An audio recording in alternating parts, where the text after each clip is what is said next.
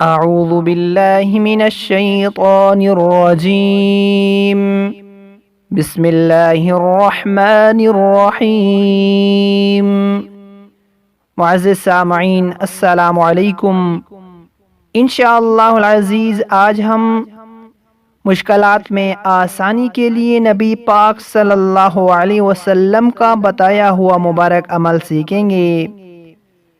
رسول مقبول صلی اللہ علیہ وسلم نے فرمایا کہ جو شخص صبح ہوتے ہوئے اور شام ہوتے ہوئے یہ دعا 7 مرتبہ پڑھ لے گا تو اللہ تعالیٰ اس کے تمام کاموں کا کفیل ہو جائے گا اور تمام فکروں سے اسے نجات مل جائے گی، یعنی اس کی تمام حاجات پوری اور مشکلات آسان ہو جائیں گی۔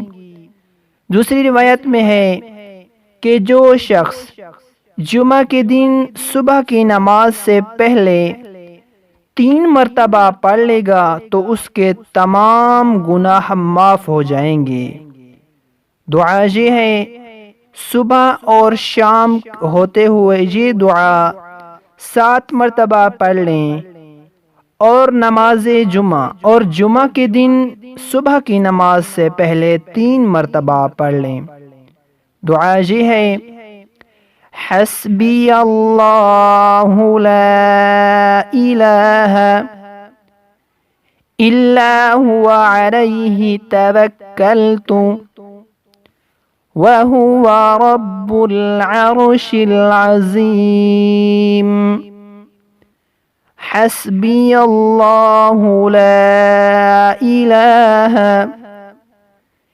الا هو علیہ توکلت وهو رب العرش العظیم۔